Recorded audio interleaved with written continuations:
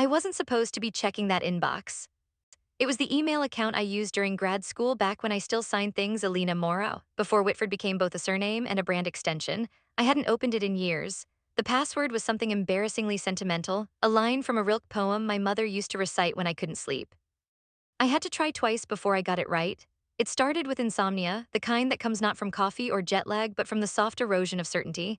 Julian had been away again, Zurich this time, or at least that's what he said. Freya, the 25-year-old Icelandic analyst, had also taken emergency leave. The coincidence didn't disturb me, not exactly.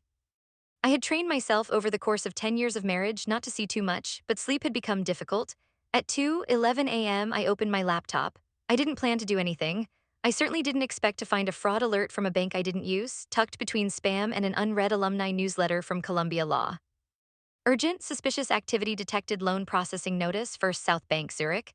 At first I assumed it was phishing, but the logo was right, the language was legally precise. My name was spelled correctly, my full legal name, including the hyphen Julian once insisted we remove for branding purposes. I checked the headers, they were real, so was the loan. $130,000 wired 3 days earlier, approved under my name.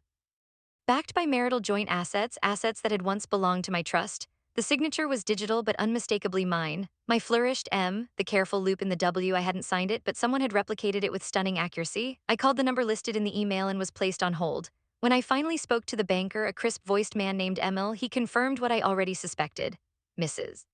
Whitford, the funds were dispersed to a corporate entity, Whitford Capital International Limited, registered in Bermuda. You are listed as the primary guarantor. Would you like us to resend the confirmation packet? No, I said, I already had what I needed. I didn't confront Julian right away. That's not how we operated, not anymore. We used to argue once. In those first years, I'd challenge him on everything, the ethics of his deals, the market realities he spouted like scripture. But over time, it became clear that Julian didn't fight, he managed. Even our conflicts were spreadsheets to him, tidy and strategic. So I waited until morning. He was shaving, humming something tuneless. The window fogged from the steam of his shower. I stood in the doorway, still in the silk robe he'd bought me for our 9th anniversary. Did you take out a loan in my name? I asked, my voice level, unremarkable. He paused, just long enough to make a choice. Strategic financial move, he said, meeting my eyes in the mirror. Temporary liquidity shuffle, everything's under control. That was it, no apology, no embarrassment, not even the pretense of remorse. Your signature's on it, he added with a hint of a smile.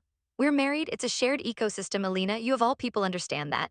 He kissed my cheek before leaving the bathroom. I stood there absorbing the scent of his aftershave, the sound of his phone buzzing with morning trades.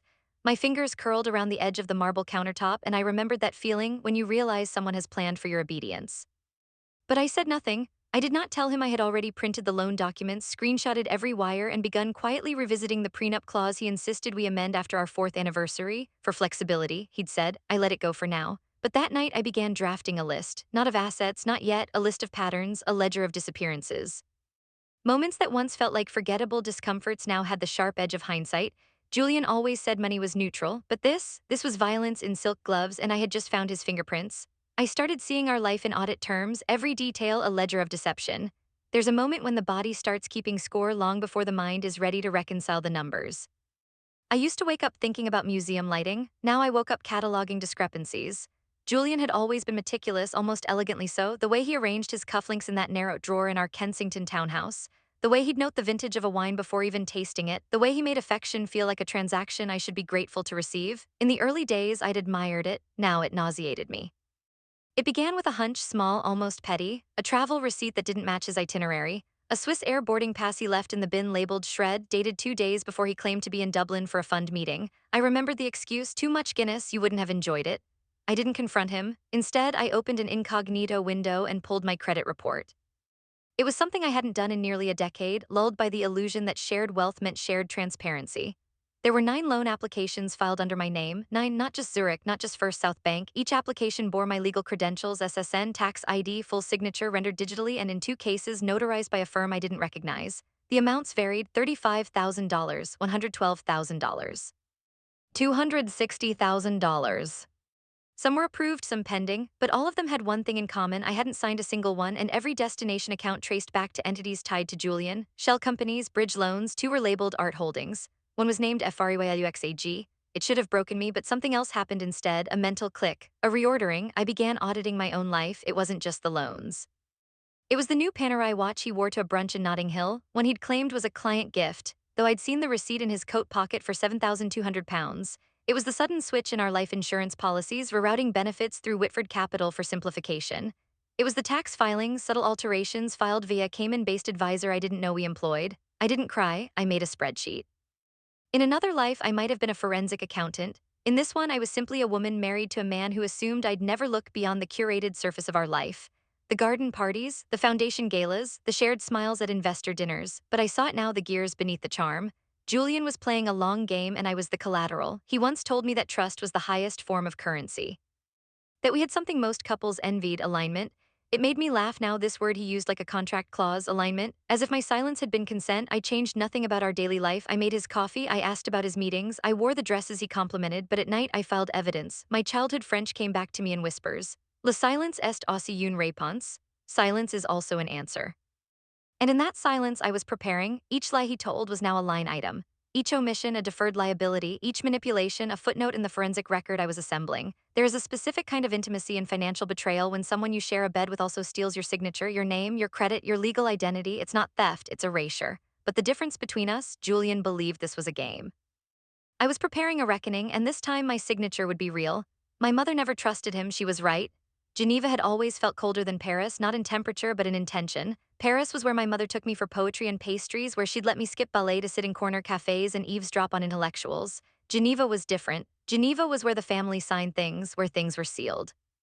The estate hadn't changed: slate roof, black shutters, gravel drive that crunched with the exacting rhythm of wealth too old to announce itself. The staff still called me Mademoiselle even though I was nearly 40 and had been married for a decade. They never called me Madame Whitford, not once. I told Julian I was going for the board meeting. He didn't question it, he never did when it involved the Morrow side. It was the one terrain he couldn't control. He said it made him feel like a son-in-law in exile and laughed. I didn't. The meeting itself was routine, dry figures, private portfolios, discretion layered upon discretion, but afterward, as I lingered in the Eastern study, my mother's study, I noticed the envelope. It wasn't hidden, it was placed, white vellum, no postage, just my name written in her unmistakable narrow hand. Alina. To be opened in the event of unease. I opened it immediately. Inside were keys, small, silver, Morrow minted, and an instruction. Vault room 2A, left drawer, code 121117, her death date. The vault was housed beneath the old legal offices, a bunker of steel and Swiss engineering where everything from succession plans to embassy deeds were filed. I hadn't been inside since I was 24. It was colder than I remembered, and quieter. The kind of silence that made your own breath sound like guilt. I entered the code and opened the drawer. Inside, a dossier. Julian's face looked up at me from the first page. A surveillance photo, black and white, dated 2 months after our wedding. He was stepping into a private club in London. The report was clinical, dry, discreet investigations initiated by MME. Camille Morrow, following concerns about son-in-law Julian Whitford. There were bank traces, offshore structures, a flagged internal memo from a partner at Whitford Capital referencing the Morrow access. My mother had known, not suspected, known, and she had never said a word. At the bottom of the folder, a letter written, I assume, shortly before she died. Alina, if you are reading this, it means something you hoped was true has proven false. I feared this would happen, and I created a safeguard, not for punishment but for restoration. The Morrow Group shall pass to you only under one condition: the verified betrayal of your legal spouse. In that case, you will have sole authority to override the Trust Council and reassert direct control. You were taught to love, but you were also raised to survive. Do both, quietly. I stood there for what felt like a full hour, the pages spread before me like a rebuke and a rescue. My mother had never liked Julian. She'd been cordial, yes, gracious, but never warm, she said once over a glass of Armagnac. Men like that don't ask questions, they calculate angles. I thought she was being dramatic. She was. She'd seen the spreadsheet before I saw the pattern. That evening, I returned to the estate, declined dinner, and walked alone through the garden maze. I remembered being 12, trying to memorize the turns. My mother told me, you don't escape the maze by rushing, you map it. That was what she'd left me, a map, not just of Julian's deceit, but of my inheritance, my power. He thought I was soft, romantic. He forgot who raised me. He saw me as access, as credibility, as signature. What he never saw was that in betraying me, he activated something far older than love, something legal, something matrilineal, something he'd never be able to charm his way around, and now I had the key, both literally and in every other sense that mattered. He was never building a future with me, he was staging his exit. There's a difference between betrayal and abandonment. Betrayal is sharp, sudden, abandonment is architectural. Julian had never intended to grow old with me. That wasn't the plan. I realized that as I sat in my office, our second-floor study, the one with the Carrara desk and his framed Oxford degree behind glass, clicking through the secure files I'd discreetly cloned from his cloud archive. They were buried beneath a stack of folders labeled strategic scenarios, dry, ambiguous, deliberately dull. But nestled between 2 Shell Corp tax models was a subdirectory titled Saffron 2. The name meant nothing, but the contents did. The documents were cleaner than I expected, neat, professional. It wasn't a frenzy of deception, it was a business plan. A series of fake invoices billed to Whitford Strategy Solutions Limited, a company registered in Belize, every invoice approved by Freya Halderstadtir. Her initials, her digital signature, her icy precision in every line. Branding consults, ghost training programs, development grants, all fabricated. Each fake invoice became a line item in the company's expenses. Those expenses were reimbursed by my joint trust accounts filtered through expansion accounts in Guernsey and the BVI, then again through Hong Kong. Then finally, swept into a cryptocurrency wallet I tracked to a single cold storage device listed under an alias, EJ Almasi. Julian was laundering his way out of our life. I followed the digital trail until it re-emerged under a UAE-based venture fund. The file names were bold in their confidence. Q3 transition plan, residential migration timetable, Jumeirah Beach, new ID setup / Emirates compliance, see Almasi passports. Julian was planning to move to Dubai, where enforcement was murky and financial discretion was a national pastime, a new identity, a new firm, a new life with her, and I was supposed to be his ghost, financially emptied, publicly humiliated, silently erased. It wasn't an affair, it was a transfer of assets dressed as romance. He'd begun building this second life 2 years ago, around the time I'd had my second miscarriage. The timing sickened me. While I grieved, he'd opened an offshore account. While I recovered, he flew to Reykjavik to meet her parents. While I tried to salvage our future, he was buying real estate under a false name with money in my name. I didn't cry, I filed everything. Screenshots, blockchain wallet IDs, the pixelated scan of his fake Hungarian passport, her university records, their apartment lease in the Marina district. I even found their couple's travel itinerary, a private Maldives retreat scheduled for the week of our anniversary. The more I uncovered, the more absurd my former hope felt that we could talk, that there was a version of him I could still reach. He was already gone. Not physically, but ideologically, emotionally, logistically. Julian had simply been waiting for the final wire to clear. He didn't just betray me, he replaced me with a blonde analyst from Reykjavik with a Dubai-based shell firm with a new surname. He wasn't breaking our life, he was relocating it. But what he hadn't counted on was the architecture of the house he was abandoning. He thought I was sentimental. He forgot I was trained in forensic asset tracing. He forgot I was Moro. I stared at the spreadsheet I'd created, dozens of entries, color-coded and cross-referenced, and added one more column.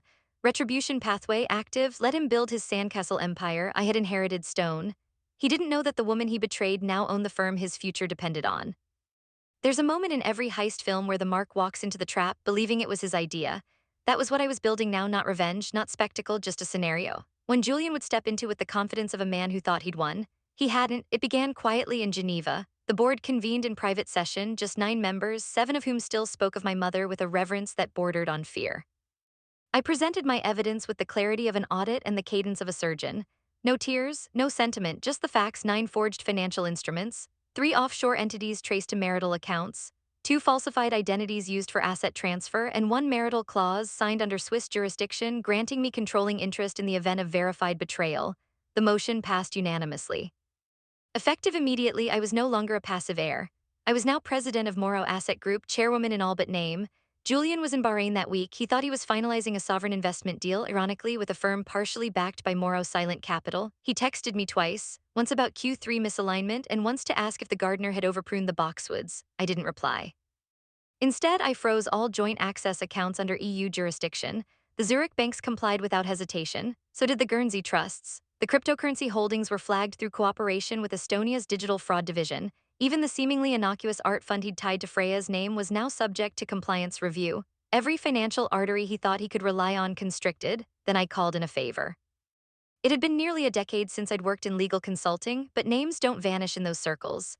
I spoke with the managing partner of a London-based firm Julian once desperately tried to court as a client. I offered them something he never could: full entry into a new European fund backed by Moro Capital. All I asked was that they host the meeting in our Kensington boardroom. He arrived 3 days later, tan, relaxed, wearing a new linen blazer and the confidence of a man who believed he was about to walk into his next empire. He didn't even recognize the receptionist. We replaced her last quarter. The elevator brought him to the top floor. He stepped into the room expecting opportunity. Instead, he saw me. I was seated at the head of the table, not his wife, not his silent partner, not the woman who poured his coffee or nodded through dinners with his colleagues. I was the principal. He opened his mouth, said my name, but I cut him off with a glance. I gestured to the folder in front of him, marked Proposal 717 Strategic Audit Resolution. Inside, every falsified document flagged transfer and pending investigation. Behind him, one of the EU financial enforcement advisors from The Hague, an elegant woman in a gray suit, closed the door softly. Julian blinked once, twice, then he smiled reflexively, a tick from a lifetime of boardroom bluffing. You're making a mistake, he said. I returned the smile. No, Julian, I replied. You made one, you married someone who knows how to wait. His hands moved to the folder slowly now, his eyes scanning the figures. He recognized the formatting, the headers, he recognized my hand in it, and he realized finally that this wasn't just exposure, this was extraction. I wasn't here to destroy him, that would have been too theatrical. I was here to repossess what he tried to steal, and I wasn't done yet. He showed up with spreadsheets, I showed up with federal warrants. He arrived 5 minutes early, of course he did. Julian always believed early arrivals signaled control, confidence, that he could disarm a room by appearing prepared. Pressed shirt, curated smile, portfolio case tucked just so under one arm like an accessory of success. He didn't expect the silence. The reception lobby was empty, no assistant offered espresso, the elevator didn't ding, it opened like an omen. He stepped into the boardroom with 3 printed decks, a Montblanc pen, and a venture agreement pre-signed, with my forged signature on the final page. He was ready to close a $4.2 million bridge loan, underwritten by assets that were no longer his to claim. He didn't know that the venture fund was a legal fiction I'd created to bait him into attempting one last crime in person. I watched him from across the boardroom table, flanked by 2 lawyers from Geneva and 1 investigator from the Serious Fraud Office. His eyes hesitated on the unfamiliar faces, then found mine. Darling, he said, calm, smooth, that voice he used at investor luncheons and during affairs. He had no idea that every word was being recorded, every blink, every breath. You're early, I replied, matching his cadence. I kept my hands folded, my expression mild. A woman reviewing numbers, a chairwoman managing a schedule. Shall we begin? He offered, laying out his spreadsheets like a magician preparing a trick. I've simplified the cap table, moved most of the exposure into the UAE vehicle, so we're clean by Q4. He was performing, for me, for the lawyers, as if charm could erase criminal intent. I let him walk through 2 slides before I nodded to Lucian, the SFO investigator. She reached into her case and slid an envelope across the table, heavy stamped. Mr. Whitford, she said, in that clipped, diplomatic tone only Swiss and British regulators can master, you are hereby served a formal notice of investigation under the UK Proceeds of Crime Act and the European Union Anti-Fraud Directive. His smile cracked, but he didn't collapse, not yet. He looked at me again, this time not as his wife, but as something closer to an opponent. Elena, this is performative, he said quietly. You're angry, I get it, but involving regulators, do you really want this to get public? He was trying to anchor us in the past, to summon the version of me who flinched at scandal, who once let him decide how to handle uncomfortable optics. But that version of me was gone, she'd been dismantled and rebuilt with legal steel. Julian, I said, leaning forward, my voice low and flat, do you remember the second clause of our post-nuptial agreement? He blinked. Which one? The one you insisted on after I inherited my mother's board seat? I slid a single page toward him. In the event of a confirmed breach of fiduciary trust, all spousal financial protections are nullified, including privacy provisions. You signed this clause, Julian, I have the footage. He glanced at the lawyers, then at Lucian, then back at me. Elena, please. There it was, his voice softened, that tilt into pleading. The subtle drop in his tone, like he was reaching for a more intimate version of our history, safety, nostalgia.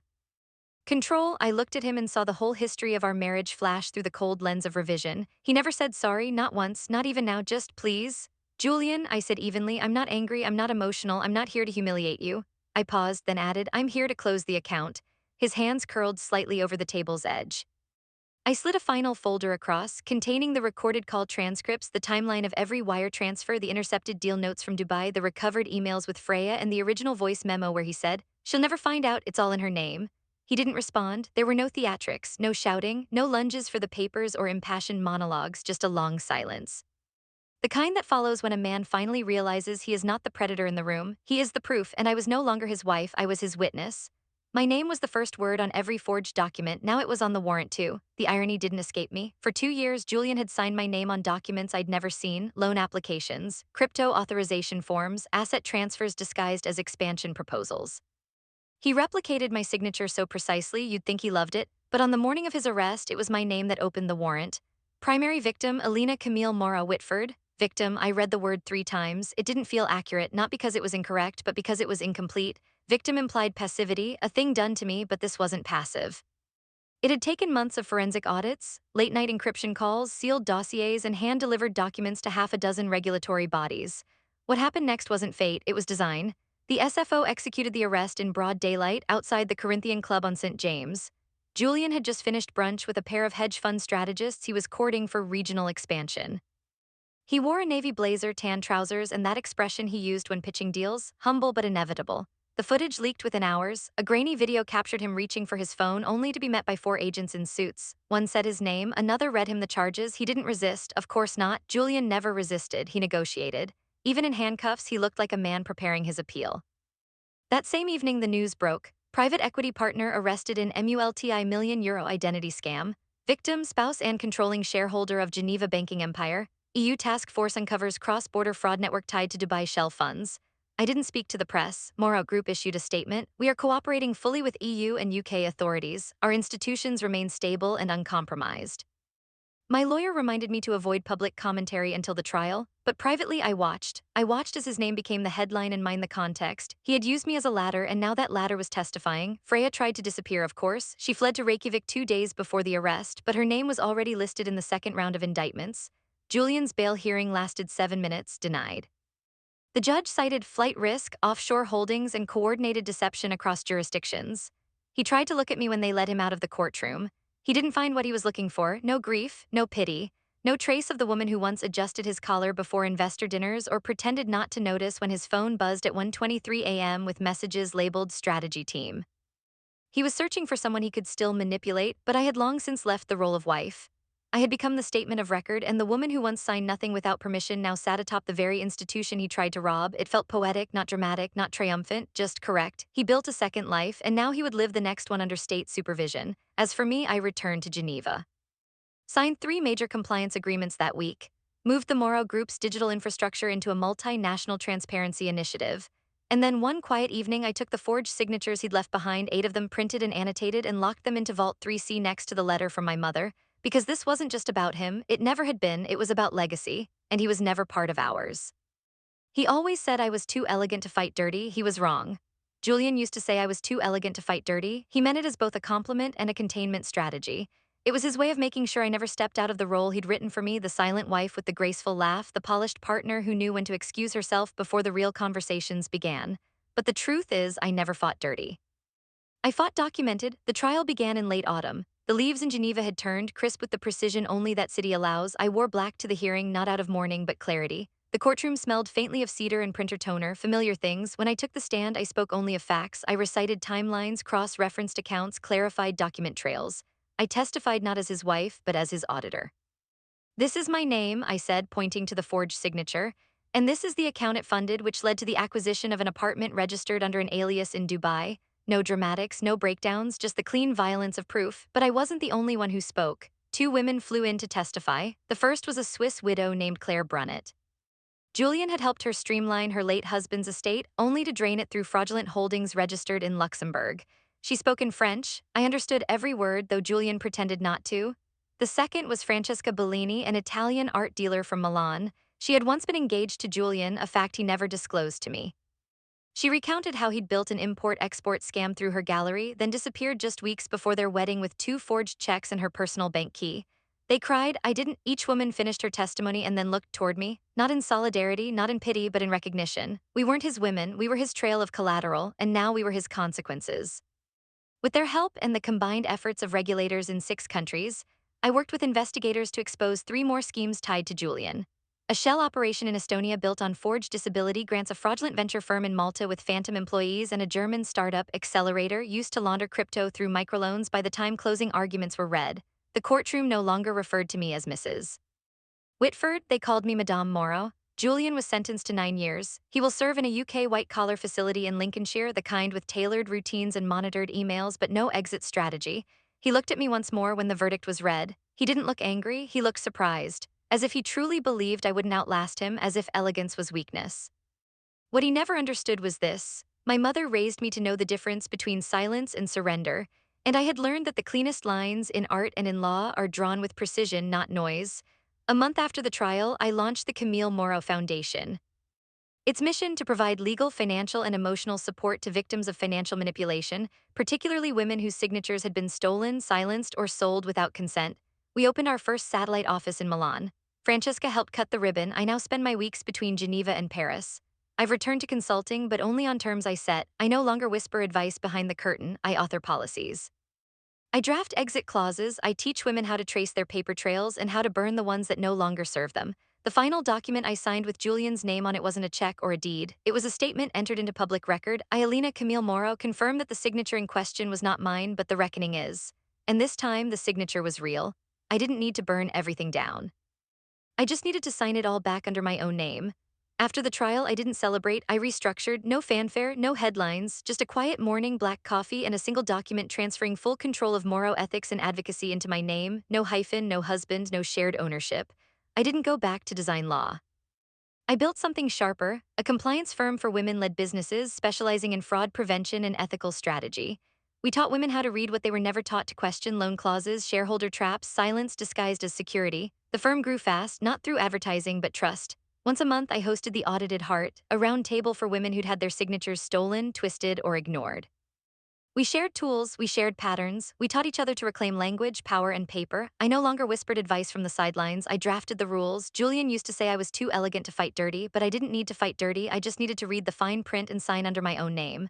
Revenge is temporary, but reputation, that's inheritance. 1 year later, I stood at the podium in Rome.